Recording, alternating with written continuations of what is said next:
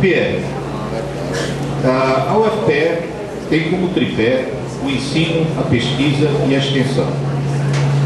Como seu programa vai promover a integração de fato deste tripé na nossa universidade, no sentido de valorizar a graduação nos seus aspectos inter e transdisciplinar? 2 minutos para responder.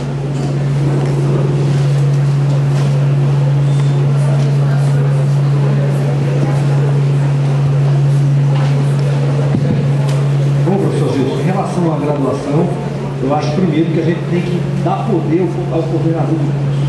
A gente não pode deixar um coordenador do curso, eu sou coordenador do curso, eu sinto isso na série, um professor desaparecer por um mês e eu tenho que bater lá no gabinete de Ana Cabral para conseguir resolver o problema, porque isso é o que vem acontecendo em muitos casos, porque o coordenador do curso não tem poder efetivo para isso.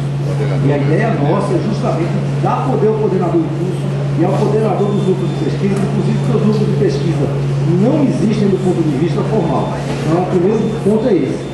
Na questão da interdisciplinaridade, o meu curso, por exemplo, é muito interdisciplinar. A gente recebe professores do curso de Direito, do Departamento de Direito, do Departamento de Sociologia, professores do Departamento de Contabilidade, e eu acho que a gente tem que avançar para deixar os professores ligados diretamente aos cursos e não ligados aos departamentos. O que vem acontecendo, os departamentos resolvem primeiro os seus problemas locais.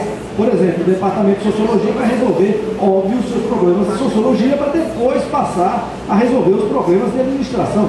Isso é o que vem acontecendo, porque o nosso sistema departamental leva a isso. Acho que a gente precisa avançar para outro ponto. Eu quero dar poder aos coordenadores de cursos, colocar as pessoas, e primeiro, da independência dos departamentos para se organizarem da forma que quiserem.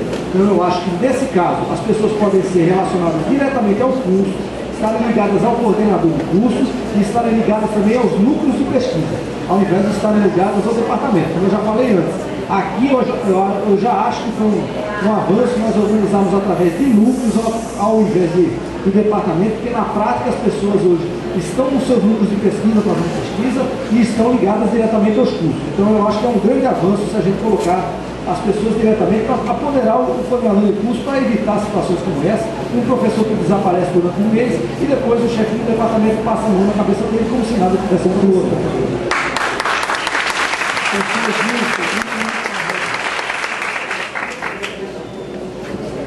Sr. Pierre, a nossa proposta é muito mais superior, vai muito mais além.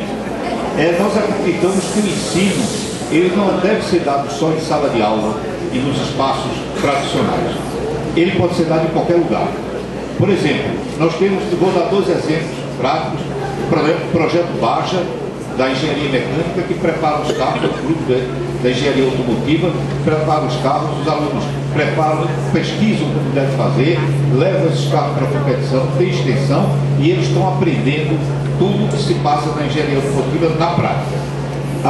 Tem um projeto do professor Luiz de la Mora, que ele leva os estudantes de arquitetura para as comunidades, lá ele, a família, entrevista a família, vem com a família Mora, para daí fazer um projeto de casas para aquelas famílias, dependendo da cultura e da intenção de cada família daquela. Então, isso é ensino integrando pesquisa e integrando extensão. É essa a concepção que nós temos para o ensino. Desliga isso para ver se vai. Bom, professor Gilson, eu acho que, além disso, a gente precisa avançar também na questão das visitas acadêmicas. Grande parte das visitas acadêmicas do campo foram simplesmente encerradas porque os professores não querem se responsabilizar, e com toda razão, por visitas acadêmicas. Eu acho que a gente precisa, que a universidade precisa dar uma outra formatação para isso. Os cursos de Geologia, Engenharia de Minas, Geografia e o curso de Biologia dependem muito dessas visitas acadêmicas, porque o laboratório dos alunos é o campo e a gente não pode deixar que essas visitas sejam suspensas apenas por questões burocráticas. E é isso que vem acontecendo. eu lamento muito, eu acho que a gente precisa, em 2 pontos: uma, facilitar as visitas acadêmicas e incentivar, e segundo, aumentar o valor da diária, porque R$20 o aluno não consegue ficar no campo por uma noite. Então eu acho que, desse ponto de vista, a gente está convergindo. A sala de aula é um ambiente que vai se ampliando cada vez mais, inclusive em função da tecnologia. Antes a segunda parte do bloco, eu queria informar que está concluída a fase de perguntas, vão ser sorteadas as perguntas. E agora começa a segunda parte do bloco, o professor Anísio perguntando ao professor Pierre. Professor Pierre, nós sabemos que no mundo inteiro as universidades constituem-se um vetor, né, de desenvolvimento. Em pé para um vetor de desenvolvimento, né, pela formação de recursos humanos, pela articulação que tem com as empresas e com o setor produtivo.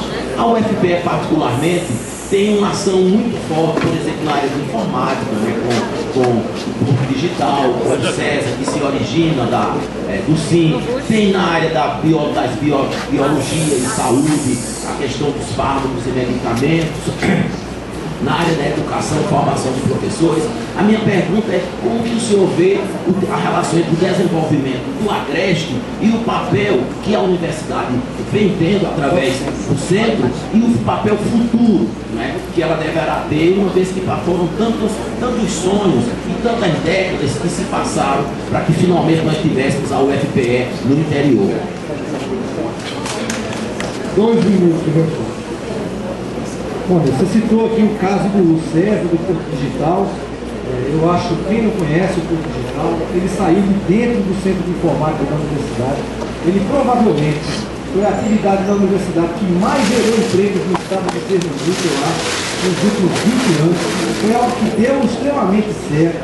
Isso se deve basicamente a um grupo de professores que vislumbrou a possibilidade de fazer um grande planejamento estratégico para tirar a universidade do estado clausurado ali naquele departamento, construir um novo centro, contratou novos professores. Eu acho que o exemplo do Porto Digital é o exemplo do que deu certo na universidade nos últimos 20 anos. Eu acho que tem que ser seguido em alguns casos.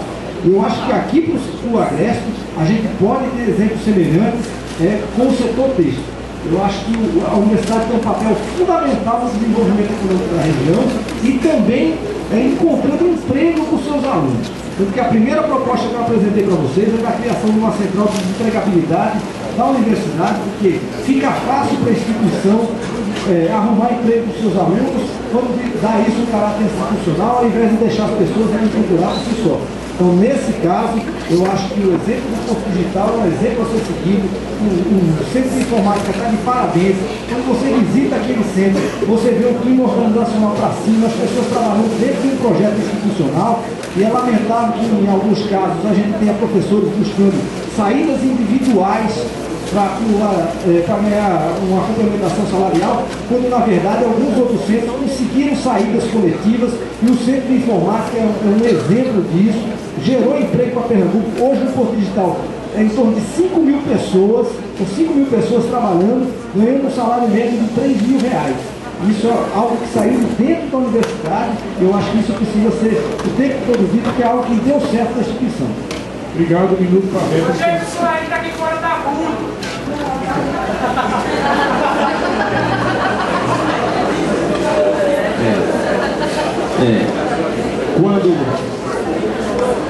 Quando é muito importante essa relação entre a relação entre a instituição, né, que surge e o seu entorno, né? Esse compartilhar é muito importante. No nosso projeto, nós criaremos o curso de informática, porque é uma experiência bem sucedida e a sociedade precisa. Nós criaremos o curso de graduação em comunicação, inclusive estamos qualificando a televisão universitária, a televisão pública, estamos comprando um transmissor, reestruturando as obras físicas para que a televisão possa chegar ao Agreste.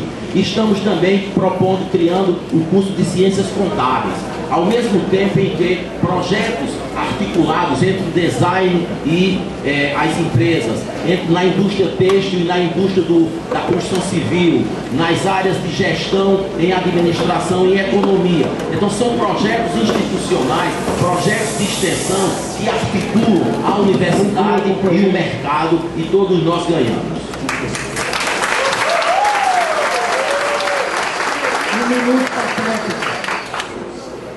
Bom, eu acho que, inclusive, a gente precisa ir além da formação. Eu acho que a universidade tem um papel fundamental aqui no Agreste. Pode criar talvez uma agência de financiamento. Eu acho que no futuro próximo, o Agreste, inclusive, vem dando um exemplo de cooperativismo que a gente não tem no resto do estado. Esse exemplo aqui do setor têxtil não é o que acontece no resto do estado de Pernambuco. A gente tem dado, o Agreste tem dado exemplo disso. O cooperativismo ainda é algo que, em Pernambuco, é algo muito embrionário. O Agreste conseguiu dar um exemplo significativo, especialmente no setor têxtil. E, no caso, eu acho que a universidade tem um papel fundamental de aproximação desse setor aqui com a instituição. Eu acho que nesse ponto nós convergimos. Eu acho que a universidade tem que ir além, inclusive, da questão da formação. Ela exerce um papel fundamental na formação das pessoas, mas ela tem que ter um papel também no desenvolvimento.